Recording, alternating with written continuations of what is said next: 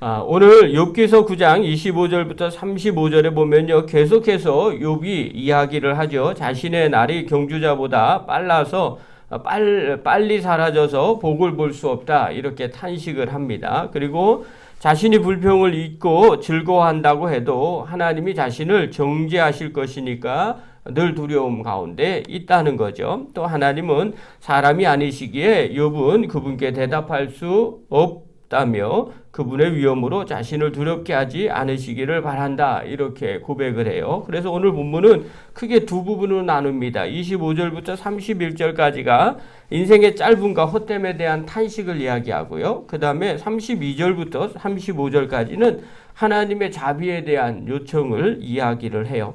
자, 먼저 한번 봅시다. 욥은 인생의 빠름을 인식합니다. 25절과 26절 우리 한번 읽겠습니다. 시작. 나의 날이 경주자보다 빨리 사라져 버리니 복을 볼 수 없구나. 그 지나가는 것이 빠른 매 같고 머리에 날아다니는 독수리와도 같구나. 자, 여기서 비유를 설명해요. 나의 날이 어떠냐? 빨리 달리는 경주자. 이렇게 비유하고요. 그 다음에 26절에 보면 빠른 배 같고, 그 다음에 공중에서 먹이를 덮치기 위해서 쏜살같이 내려오는 독수리 같다. 이렇게 비유를 하는 거죠. 자, 이것은 빨리 지나가는 인생의 허무함을 강조하는 거죠. 내 인생을 뒤돌아보니까 이렇게 빨리 지나가더라는 거야. 자, 이런 세상에서 욥이 어떤 생각을 갖고 살았는가 조금 이야기할게요. 27절. 우리 한번 읽겠습니다. 시작. 가령 내가 말하기를 내 불평을 잊고 얼굴빛을 고쳐 즐거운 모양을 하자 할지라도. 자, 가령 이런 짧은 기간인데 인생인데 허망한 인생인데 내가 어떻게 하느냐? 그래 모든 불평 다 잊어버리고 얼굴빛을 고쳐 즐거운 모양을 하자. 이 말은요. 즐겁게 살자. 이렇게 한번 마음을 먹자는 거죠. 내가 어렵고 불평스러운 거 안 좋은 거 다 잊어버리고 그래 짧은 인생인데 한번 놀아보세. 뭐 편하게 한번 살아봅시다. 즐겁게 살아보자. 이런 마음을 갖는다는 겁니다. 실제로 우리 인생이 그렇잖아요. 짧은 인생 즐겁게 삽시다. 뭐 이렇게 마음을 먹죠. 그런다고 그렇게 사라지는 거냐? 그렇지 않다는 거예요. 29절 한번 보십시오. 29절 읽겠습니다. 시작. 내 모든 고통을 28절 시작. 내 모든 고통을 두려워하오니 주께서 나를 죄 없다고 여기지 아니하실 줄을 아나이다. 자, 내 모든 고통을 욥이 뭐라고 그러냐? 두려워한다는 거예요. 인생의 허무함 속에서 온갖 불평을 잊어버리고 슬픈 얼굴빛을 고쳐서 내가 애써 명랑하게 산다고 치자. 내가 그렇게 마음을 먹고 산다고 해도 하나님께서 내가 지금 마음 가운데 두려움이 있다는 거예요. 그 두려움이 뭐냐? 주님께서 나에게 죄 없다고 여기지 않을 거라는 거예요. 그러니까 겉으로 즐겁게 산다고 이야기한들 하나님이 너 죄 있어 이렇게 이야기하면 그거 다 허사가 된다는 걸 얘기하는 거예요. 하나님이 나를 죄 있다 이렇게 말할 것 같다는 거예요. 그래서 내 안에 두려움이 생긴다는 거예요. 그러면서 욥이 마음 가운데 체념을 해요. 29절 한번 보십시오. 읽겠습니다. 시작. 내가 정죄하심을 당할진대 어찌 헛되이 수고하리이까. 이 말은요. 하나님이 내리시기로 작정한 고통을 피하려고 해봤자 무슨 소용이 있겠느냐. 그러니까 인생이 빨리 지나가는데 이 빨리 지나가는 인생 즐겁게 한번 살아보자 이렇게 마음을 먹고 그렇게 살려고 해도 결국은 하나님이 나를 너 죄 있다 이렇게 얘기하면 고통 가운데 있다는 거죠. 내가 수고하는 게 무슨 의미가 있냐는 거야. 이것이 헛수고가 될 거라는 거야. 너 죄 있어 이렇게 정죄당하면 그걸로 끝이라는 거죠. 그래서 내 안에 이 두려움이 있다는 거야. 그러면서 계속해서 내가 어떻게 살았는데 하나님이 이렇게 죄 있다고 이야기하느냐라는 예를 하나 들어줘요. 30절과 31절 보겠습니다. 시작. 내가 눈녹을 물로 몸을 씻고 잿물로 손을 깨끗하게 할지라도 주께서 나를 개천에 빠지게 하시리니 내 옷이라도 나를 싫어하리로다. 자, 몸을 내가 깨끗이 씻어요. 잿물로 손을 깨끗하게 하는. 그러니까 이 한 세상에 내가 어떻게 사냐 즐거운 마음으로 사는데 하나님이 너 죄 있다 이렇게 얘기하면 내가 어떻게 할 수 있느냐 헛수고가 된다. 심지어 내가 눈독은 물로 몸을 깨끗하게 씻는 거예요. 깨끗함을 받는 거죠. 정결하게 살려고 하는 거예요. 잿물로 손을 깨끗하게 씻는 거예요. 하나님 말씀대로 하나님 뜻대로 내가 애쓰면서 살려고 한다는 거예요. 그런데 하나님이 갑자기 나를 개천에 빠지게 한다는 거예요. 그거 다 허사가 되게 만든다는 거예요.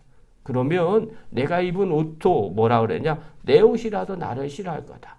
내가 입은 이 옷도 나 자체를 싫어할 거다. 왜냐하면 깨끗하게 살려고 하지만 하나님이 밀어넣어서 깨끗하지 못한 사람이 돼버리는데 가까이 하는 내 옷도 나를 싫어할 거라는 거죠.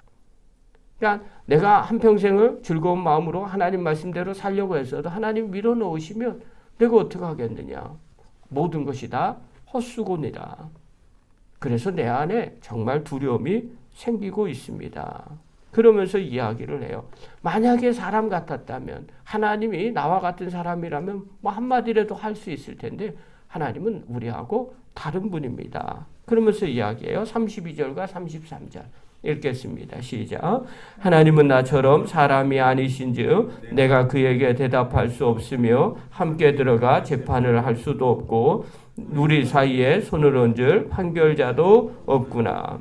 자, 하나님이 어떤 분이냐? 나처럼 사람이 아니기에 내가 함부로 대답할 수도 없다는 거야. 이렇게 밀어누우며 아니 왜 이렇게 밀어눕니까? 내가 애쓰고 수고하는 것 안 보이십니까? 뭐 이렇게 이야기할 수도 있는데 하나님은 사람이 아니라는 거야. 그래서 그렇게 할 수도 없다는 거야.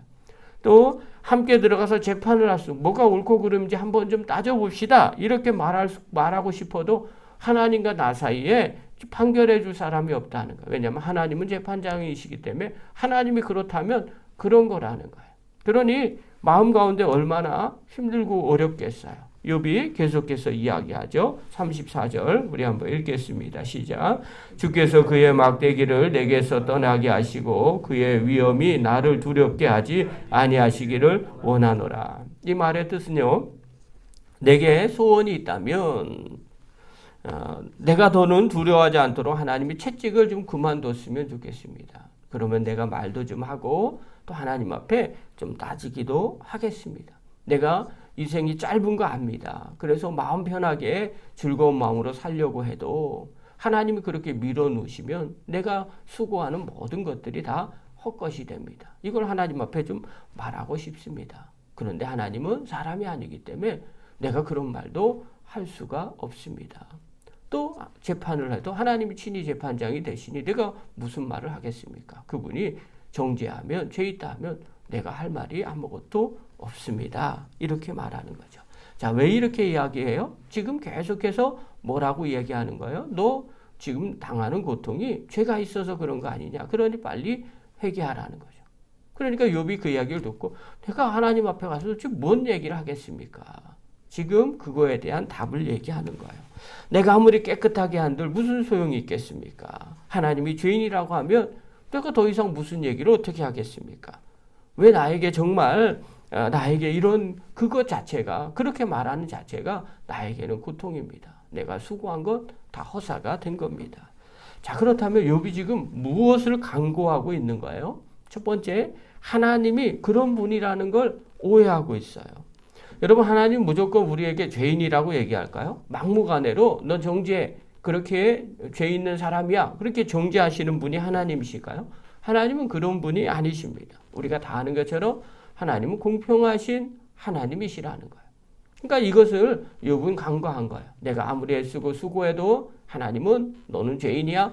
너는 그냥 무조건 죄인이야. 그리고 쓸어 넣어버리는 그런 분이 아니라는 거죠. 욥은 그거에 대해서 잘못 알고 있는 거죠. 두 번째, 욥은요 또 하나 모든 인간은 다 죄인이라는 걸 간과하고 있는 거예요.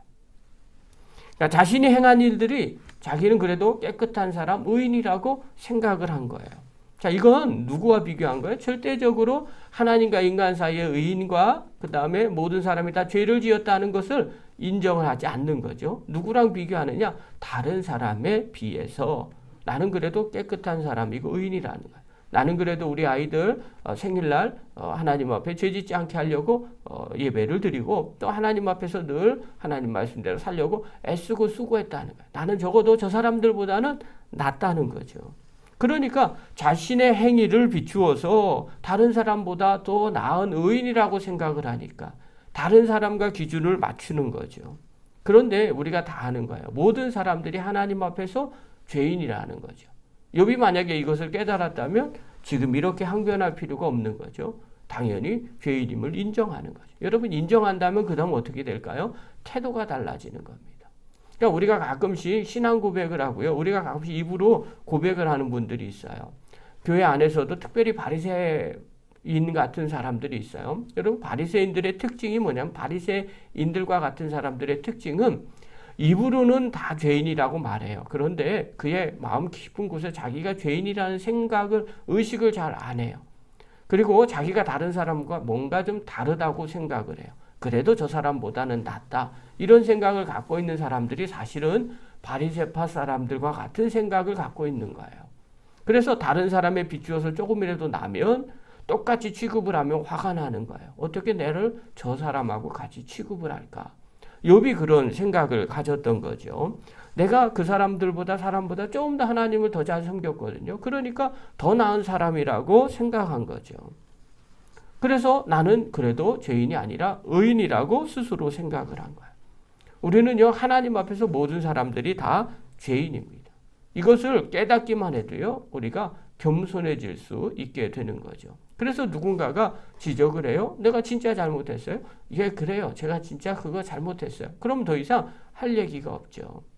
자, 욥이 하나님 앞에서 이런 죄인임을 깨달았다면 이렇게까지 할 필요는 없었을 거라는 거예요.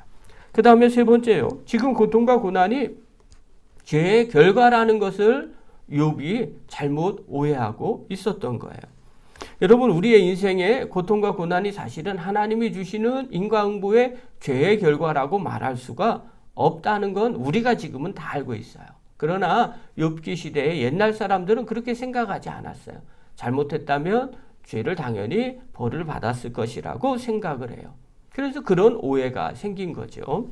여러분 만약에 모든 고난이 또 고통이 죄의 결과라고 생각을 했다면 주님을 위해서 당하는 고난과 고통은 어떻게 설명할 수가 없게 되는 거죠. 예수님이 광야에서 40일 금식해요. 또 어려운 고난을 겪게 돼요. 어렸을 때도 이집트로 또 가게 되는 그런 여러 가지 어려움들이 있었어요. 이것이 전부 다 예수님 메시아이심을 증명하기 위한 하나님의 섭리와 계획하심이었던 거죠. 그런데 그 계획과 뜻을 모르면 그냥 고통당하고 고난당하면 뭔가 죄가 있어서 그렇다고 생각을 하는 거죠.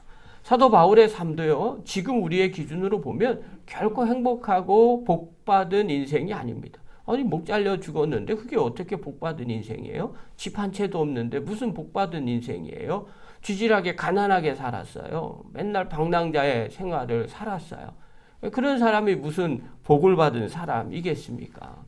자, 지금의 기준으로, 세상의 기준으로 보면 그것은 복받은 게 아니라 죄의 결과라고 말할 수 있는 거죠. 축복을 못 받은 사람이라고도 말합니다. 그러나 신앙생활을 제대로 하는 사람들은 누가 바울의 인생을 하나님 앞에 죄로 말미암아 어려움과 고난과 고통 가운데 있는 인생이라고 말하는 사람이 어디 있겠어요? 그런 사람이 오히려 이상한 사람이죠.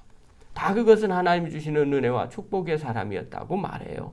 왜 고난이 축복이 됩니까? 그것은 하나님의 계획과 하나님의 섭리 아래 있었고요. 하나님을 위해서 당하는 고난과 고통이었기 때문에 그래요. 그래서 모든 고난과 고통이 죄의 결과가 아니라는 것 우리가 다 알고 있어요. 그런데 욥은요, 그렇게 생각하지 않은 거죠. 또 욥의 친구들도 그렇게 생각하지 않았어요. 고난과 고통에만 관심을 가졌죠. 그것이 죄의 결과라고 생각을 한 거죠. 자, 그러니까 결국 하나님 앞에 제대로 하나님의 뜻을 발견할 수가 없게 된 거죠. 자, 이럴 때는 어떻게 해야 될까요? 반대로 생각해야죠. 우리가 신앙생활을 잘하고 있습니까? 또 주님과 관계를 맺고 있는데 뜻하지 않게 고난과 고통을 당합니까? 그러면 그곳에서 하나님의 뜻을 발견해야 됩니다. 그럴 때 원망과 불평이 없어지게 되는 거죠. 그러므로 사랑하는 귀한 성도 여러분, 오늘 욥과 같이 어려움 가운데서 잘못 이해하고 생각하면 우리도 때로는 불평과 원망 가운데 있게 되더라는 거예요. 그러면 어려울 때일수록 어떻게 해야 될까요? 뒤돌아 보십시오. 첫 번째, 내가 누구인지를 뒤돌아 보십시오. 또 내가 무슨 잘못된 일을 했는지 뒤돌아 보십시오.